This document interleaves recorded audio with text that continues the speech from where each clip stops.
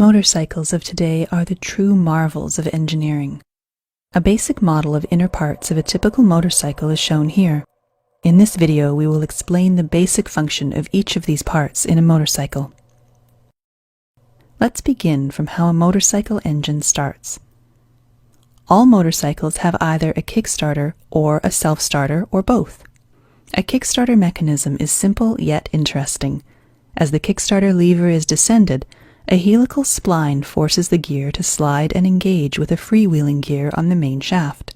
As the lever is descended further, the gear spins on its axis and transfers the power to the clutch hub. The clutch hub transfers the power to the crankshaft and eventually to the engine. In a self-starter system, a battery-powered motor provides initial spin to the engine.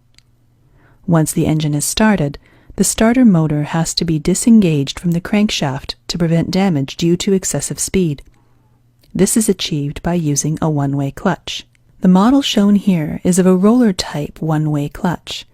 It has an outer race and an inner race with small rollers. As the starter motor spins the outer race in one direction, the rollers get trapped between the surfaces and the power is transferred to the inner race and thus to the crankshaft. Once the inner race starts spinning faster than the outer race, the rollers get released, causing the inner race to spin freely.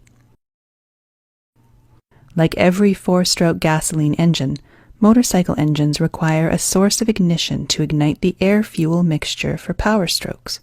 A spark plug is used for this purpose. The spark plug requires voltage in excess of 20,000 volts to fire properly. In this particular model, the voltage is obtained from the stator of the motorcycle, although a 12-volt battery may be used for the same purpose. The stator is a stationary coil of wires. The flywheel of the motorcycle has a set of permanent magnets which revolves around the stator and produces alternating current in the coils.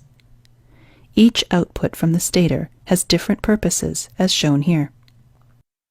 The output for the ignition purpose is received from the exciter coil.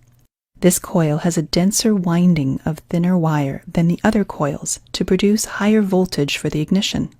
This voltage is supplied to an electrical component known as the capacitive discharge ignition, or CDI unit. The connection for an AC CDI is shown here. The primary function of the CDI unit is to store electric charge and dump the stored charge when required. A capacitor inside the CDI unit stores the electric charge. Another component, known as a pickup coil, tells the CDI unit when to dump this charge. The pickup coil has a small magnet with a coil of wire around it. The flywheel has a small extrusion on its outer surface. As this extrusion approaches and passes the pickup coil, a small voltage is developed in the coil. This voltage is supplied to the CDI unit, which closes an electronic switch known as a silicon-controlled rectifier, or SCR. This will dump all the charge from the capacitor through the output of the CDI unit. To increase the voltage further, an ignition coil is used.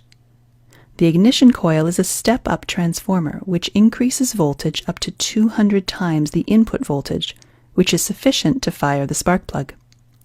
Several other factors contribute to the continuous operation of the engine. The intake and exhaust valves are controlled by using a timing chain, as shown here. As long as the engine is running, the crankshaft rotates and transfers power to the other components for proper operation. Single-cylinder engines generally use a counterbalance to reduce the vibration caused by unbalanced forces. The clutch helps in smooth transfer of power from the crankshaft to the transmission system. The transmission system helps in altering the speed and torque as per our requirement.